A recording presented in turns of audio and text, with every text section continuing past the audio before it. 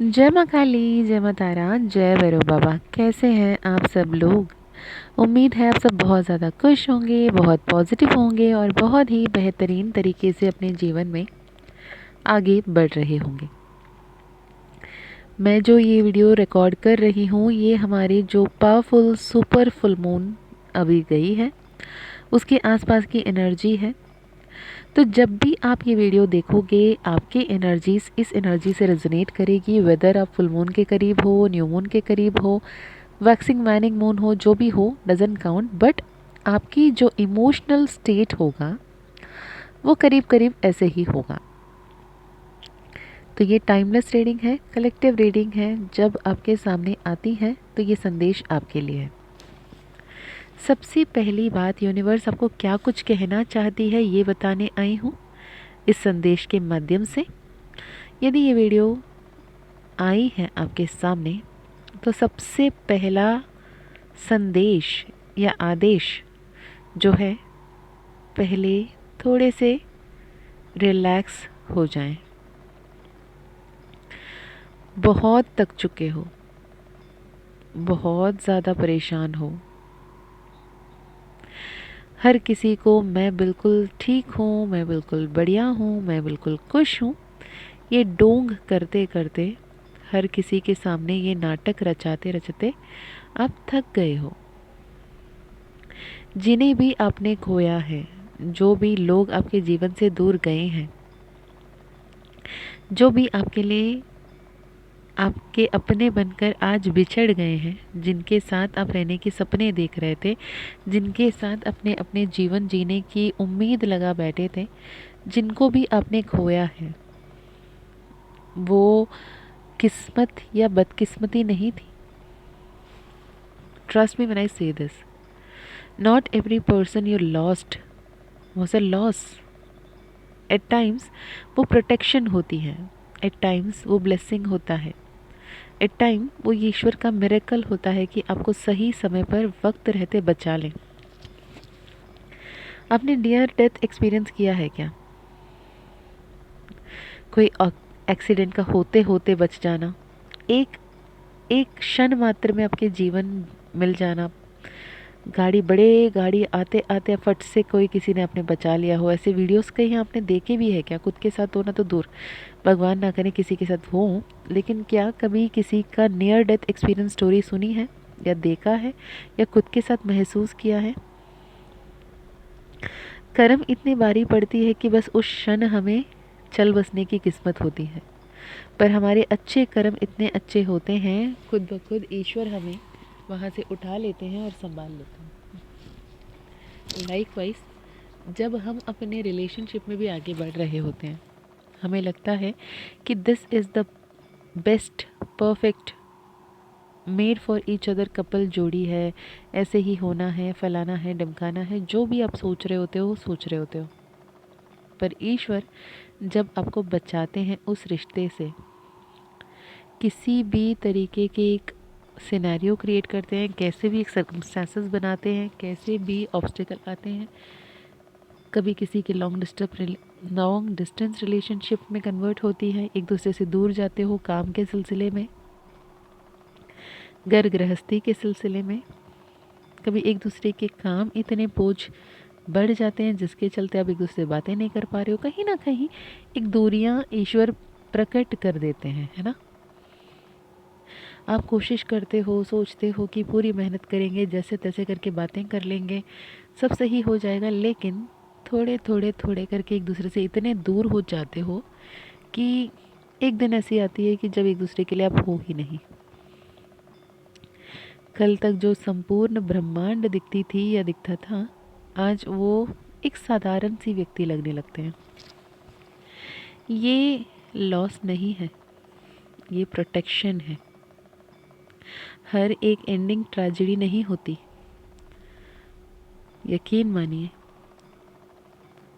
कुछ जाने जो जो भी हो रहा है ना, कुछ लोगों को जाने देना, कुछ रिश्तों को तोड़ देना हमारे लिए बेहतर होता है और उनके लिए भी बेहतर होता है। जब हम नहीं समझते इस बातें को,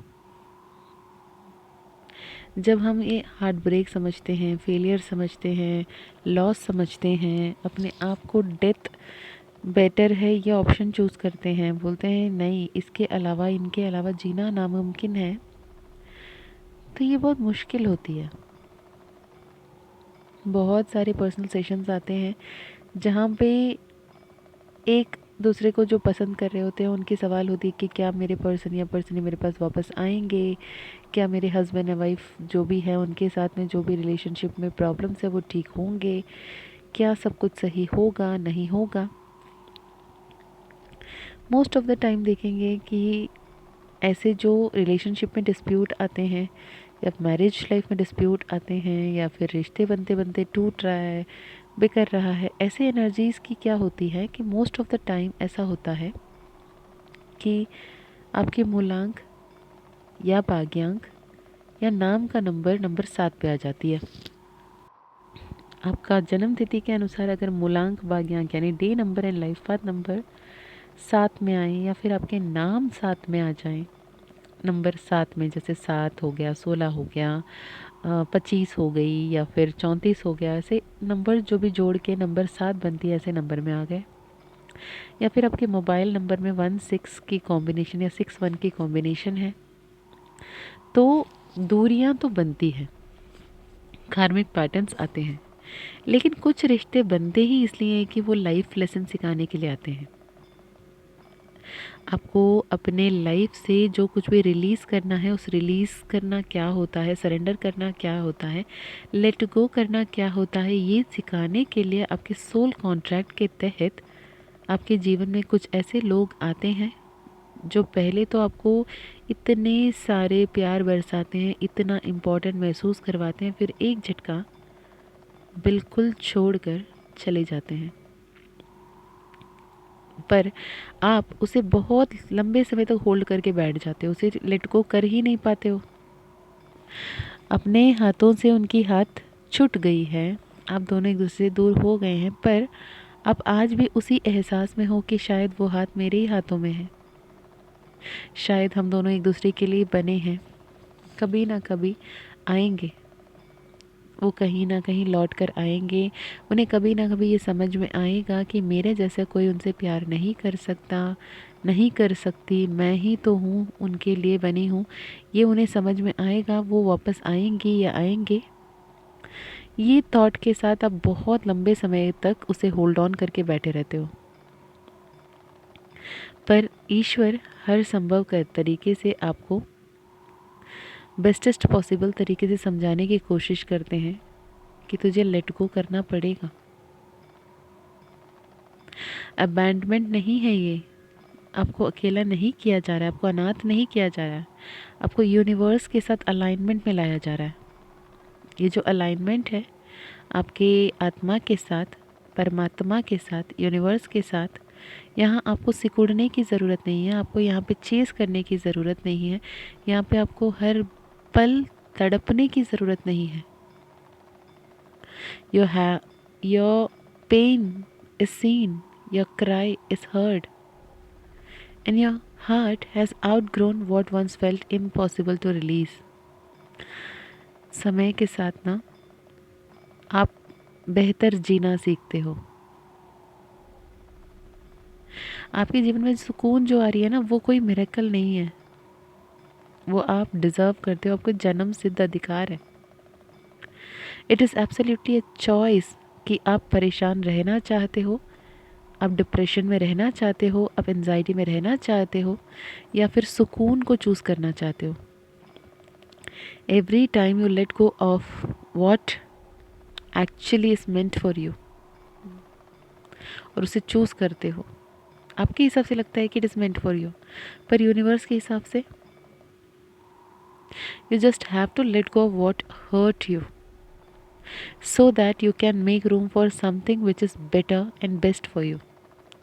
और आज आपको यही सीखना है, लेट गो करना वीकनेस नहीं है, लेट गो करना आपकी हार नहीं है, लेट गो करना आपकी फेलियर नहीं है, लेट गो करना उस परमात्मा पे, उस ईश्वर पे, उस परम शक्ति पे हमारी विश्वास है कि मैं इसे लेट गो कर रही हूँ। अगर आपने इसे या इन्हें हमसे दूर किए हैं, तो आपकी कोई तो बेहतर योजना होगी।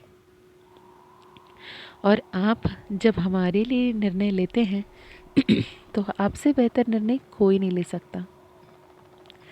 तो आपके जो भी निर्णय हैं उसे सर आँखों पर लगते हैं, और आप जो करोगे उसके लिए हम तैयार हैं, और हम बिल्कुल पूरी रूप से सरेंडर करते हैं। जब ये थॉट में आप आ जाओगे,